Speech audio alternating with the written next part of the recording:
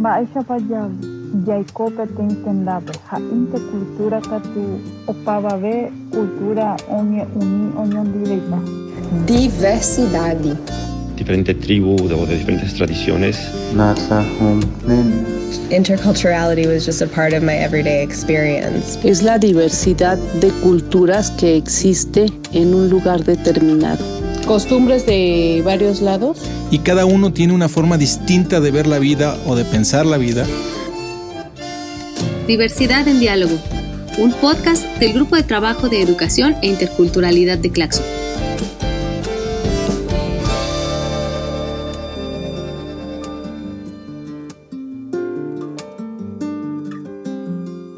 Muchas niñas y niños en el mundo experimentan la migración desde muy temprana edad, ya sea la propia o la de sus seres queridos. En este episodio nos preguntamos acerca de cómo vivencian la escolaridad las niñeces migrantes y cómo son acogidas desde la escuela.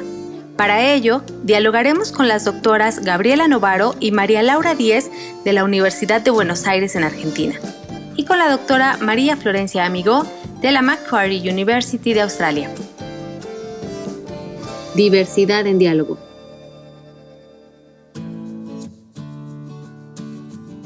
Las migraciones, a lo largo de la historia, no han sido vistas de la misma manera ni por los gobiernos ni por las sociedades. Tampoco han sido tratadas de igual forma. Gabriela Novaro nos aproxima a lo que ha sucedido con las migraciones en Argentina.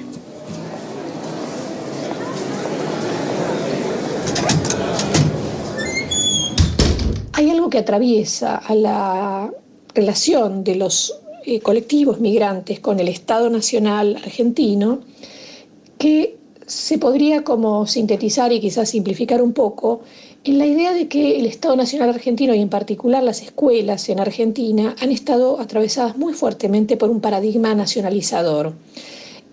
Un paradigma, una forma de pensar la identificación nacional donde ha habido poco espacio y poco lugar legítimo para otras presencias y para otras referencias. Ahí, digamos, habría varias especificaciones que hacer, pero también es importante dentro de estas especificaciones aludir a que tampoco hay una forma única de tratar desde los discursos de Estado en Argentina a los migrantes. No se ve de la misma manera, no se ha establecido la misma imagen sobre la migración europea y la migración latinoamericana.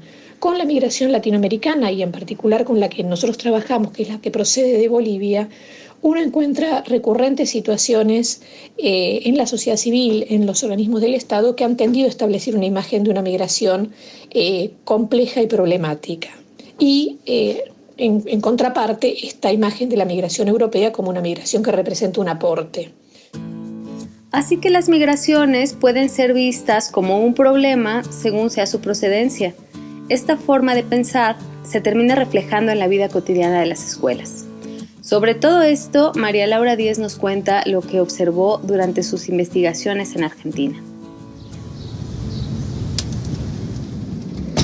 Una de las primeras cosas a considerar en relación al ingreso de los niños, niñas, migrantes latinoamericanos que son con quienes trabajamos a las escuelas, tiene que ver con que este ingreso supone enfrentarse a una institución de Estado siendo extranjeros o vistos como tales, que en muchas ocasiones no lo son, sin compañía de sus progenitores, de sus padres y de sus madres. Si siempre la escuela es un espacio en el que ocurren cosas nuevas, se habla de otra manera, se trabaja de otra forma con el conocimiento, para algunos niñas y niños supone, además, una forma de socialización particularmente distante, ¿no? Donde en muchas ocasiones también hay un menor reconocimiento respecto de ciertos saberes y prácticas de las que participan, de su historia escolar previa, de ciertos conjuntos de repertorios culturales, lingüísticos de referencias. Frente a esas heterogeneidades, me parece sí hay algunos aspectos que son salientes de la escolaridad que vale la pena puntualizar o profundizar. Uno de ellos tiene que ver con las dificultades recurrentes para una parte de la comunidad docente de pensar la misma escolaridad sin nacionalizar o sin evocar, en todo caso, paradigmas restringidos del nacionalismo, ¿no? Como parte de lo que el proceso educativo escolar está proponiendo.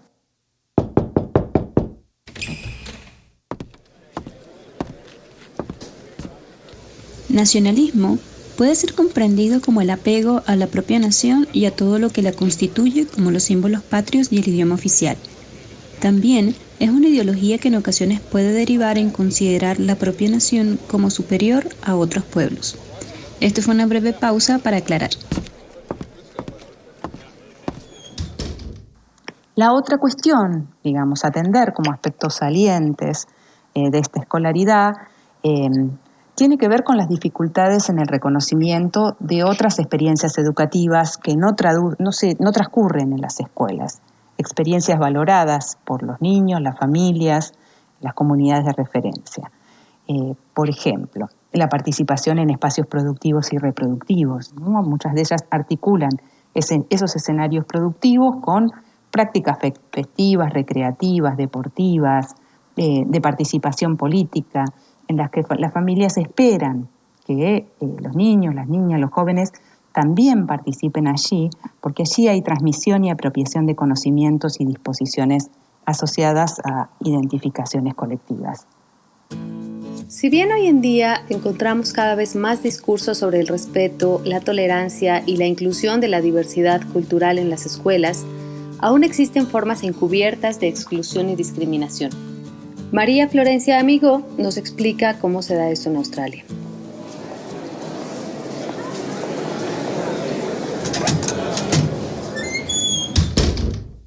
En el caso donde trabajo en escuelas australianas, investigando la transición a la escuela de parte de niños y niñas que son hijos de inmigrantes latinoamericanos o siendo ellos mismos inmigrantes, la verdad es que acá la discriminación o el rechazo no es evidente, porque Australia es un país de inmigrantes. En una escuela puede haber niños de muchísimos diferentes grupos culturales en una misma sala o en un mismo aula. Acá en Australia la diversidad es tal que la discriminación y el rechazo existen, por supuesto, pero de manera más bien invisible o de manera más bien sutil. Yo lo que observé en mi trabajo es que esta discriminación no es explícita, ni consciente por parte muchas veces inclusive de los mismos docentes. Se manifiesta de diferentes maneras, en maneras de enseñar, o a través de la validación de determinados conocimientos y no otros dentro del aula, o de determinadas lenguas y no de otras. Y también a través de poner un énfasis muy fuerte en la integración y en la asimilación de estos grupos de inmigrantes a la escuela, sin dar un espacio suficiente para que los grupos o estudiantes inmigrantes puedan seguir manifestando sus características culturales, como puede ser la lengua, pero también otras maneras de comportarse en el aula, como ser la participación en clase, la manera de comer o el tipo de comida que comen en el almuerzo, o la manera en que juegan o los juegos en los que se involucran en el recreo. Etiquetas, formas de clasificar, de marcar, de señalar a quienes consideramos distintos, diferentes, ¿pero para qué? ¿Con qué fines? ¿Qué efectos producen esas marcaciones sobre los otros? Muchas veces lo que hace la escuela es, durante los primeros meses, cuando estos niños todavía no manejan el idioma inglés, es sacarlos del aula y colocarlos en una clase alternativa para que aprendan de manera acelerada el idioma inglés. Estos son programas que están dirigidos por la escuela, pero financiados por los gobiernos estatales del país. Y lo que fue bien notorio durante el trabajo etnográfico es cómo se catalogan o se etiquetan a estos chicos como estudiantes de inglés como segunda lengua. Esta etiqueta es bastante interesante por varios motivos, pero uno de ellos es que al etiquetarlos de esta manera se deja de lado un montón de otras características culturales que estos niños traen a la escuela, incluida su lengua, pero también maneras de vestirse, de comportarse, maneras de aprender, maneras de relacionarse dentro del aula y maneras de jugar en el recreo o inclusive de hacerse amigos. Esto es bastante problemático y es lo que yo analizo en mis artículos académicos, porque esto perjudica la propia visión de los niños acerca de su identidad y de su propia cultura, y empiezan a verse a sí mismos como niños que están estudiando inglés como una segunda lengua y no como niños inmigrantes que recién han llegado al país y que traen consigo un bagaje cultural riquísimo e interesante que podría enriquecer las clases, las tareas, las maneras de desarrollar el aprendizaje dentro del aula o de relacionarse con otros niños. ¿Se puede eliminar por completo la discriminación? ¿O cómo podemos construir escuelas en las que se dé un verdadero respeto por la diversidad? El camino no es tan fácil como seguir una simple receta o un consejo. Para Gabriela Novaro, hay que entender la historia y las causas de siglos de violencia, despojo y exclusión de una parte de la humanidad. Quizás eso sea un punto de partida.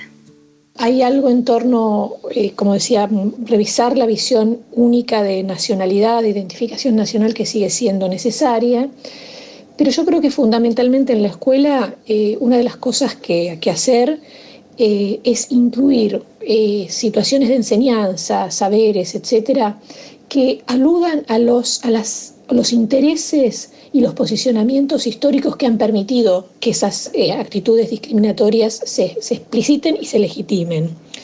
Quiero decir, hay todo un discurso que ha circulado mucho sobre la tolerancia, el respeto, etcétera, y creo que no es que esté bien ni mal, pero a mí me parece que hay que acompañar eso, en la escuela en particular, de un tratamiento sistemático en la enseñanza sobre las situaciones que enmarcan las actitudes contrarias, o sea, la intolerancia y la falta de respeto, el abuso, la violencia, etc.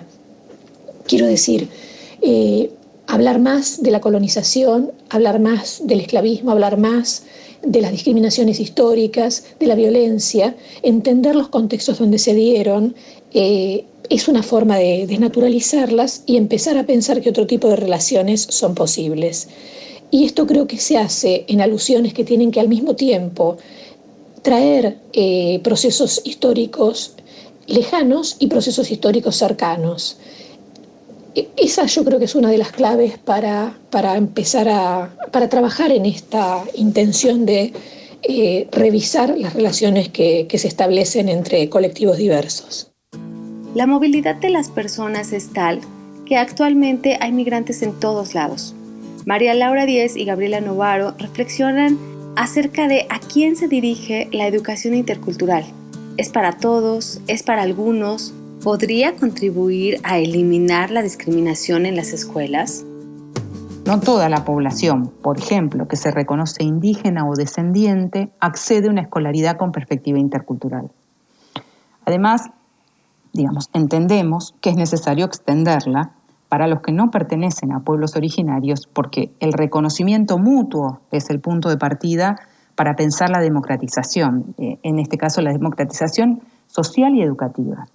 Entonces, entiendo que tenemos que pensar una interculturalidad que destaque esta idea de lo que se produce en la articulación, en el vínculo, entre cosas que se suponen distintas, pero que posiblemente no lo sean tanto, o tan en términos tan absolutos. Junto con eso tenemos que pensar en una interculturalidad que recupere, que ponga el ojo, en las relaciones históricas de no respeto, en las relaciones históricas de imposición, de despojo, y problematice y supere a partir de reconocer eso críticamente. Y también pensar que las visiones muy restringidas y limitadas de interculturalidad a ciertos pueblos, a ciertas expresiones comunicativas, etcétera, suelen acompañarse de situaciones donde la idea del nosotros se reafirma como algo homogéneo e inmodificable. Y ahí también hay como mucho riesgo en establecer esta dicotomía, nosotros la norma, ellos los diversos. Quería preguntarles cómo se llama el programa de radio donde participan María Laura y Gabriela. El programa Educación y Comunidad se transmite desde el año 2019 en la FM 92.5 de la colectividad boliviana de Escobar en Buenos Aires. En el programa busca ser un espacio de encuentro de voces de referentes de la colectividad, de docentes del barrio, especialistas, activistas en organizaciones, jóvenes, y se propone sobre todo, por un lado, hacer dialogar experiencias formativas que suceden en las escuelas y fuera de las escuelas y sobre todo en espacios comunitarios, y por otro lado también permitir pensar los encuentros y las distancias entre las experiencias educativas que mucha gente del barrio ha vivido en Bolivia y que pasa con los trayectos y la presencia de esa población en las escuelas en Argentina. Obvio, Lucila. Porque es un salvavidas para mí. Bienvenidos, bienvenidas a esta nueva edición de Educación y Comunidad por la radio de la colectividad boliviana Escobar. Un programa que, como cada 15 días, invita a la audiencia a pensar sobre la formación y la educación en nuestra localidad y nuestro barrio, tanto adentro como afuera de las escuelas. En este sentido, el día de hoy lo vamos a dedicar a una cuestión muy importante para pensar estos temas de lo educativo, lo formativo y las comunidades, ¿no? Es la cuestión de la diversidad de lenguas.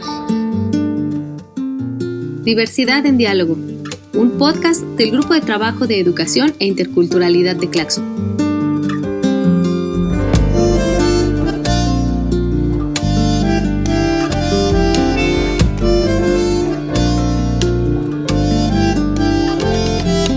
Soy arcilla tibia, recién nacida, horno del humilde camino de hormiga.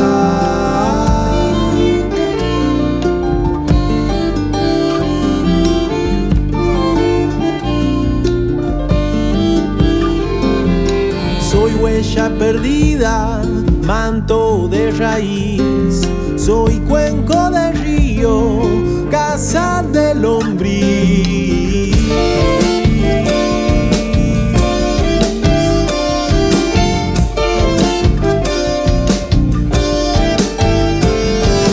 Lejanía de cóndor y del inti soy, me vuelvo montaña para estar con vos. Soy jardín y arena, la savia y la sal, soy esa esperanza, soy el brazo de tu paz.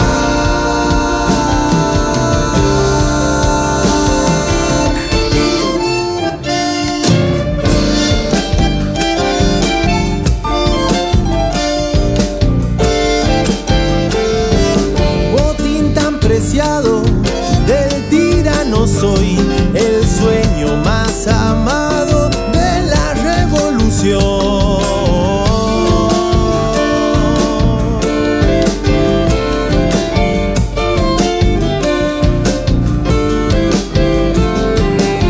Hueso fundido, carne mineral, soy el magma que da vida, soy mar de cristal.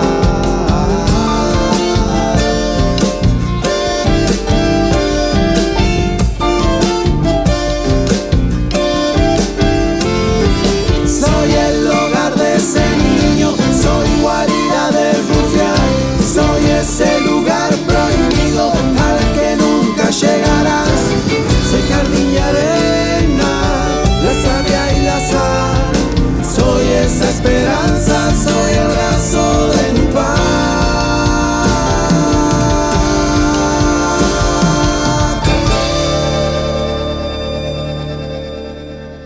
Esta canción se llama Soy la Tierra, de los músicos argentinos Los Mistoles.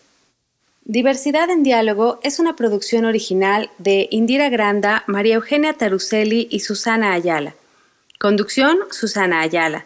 Edición, Macoba Sonora. Diseño, Emiliano Famularo de Gráfica M&M. Tema del podcast, Los Mistoles. Investigadoras invitadas, Gabriela Novaro, María Laura Díez y Florencia Amigo. Gracias a Los Mistoles por el permiso de reproducción del tema Soy la Tierra. Y gracias a nuestros amigos en Estados Unidos, a los argentinos, guaraníes, brasileiros, mexicanos y wichí por sus voces y sus ideas.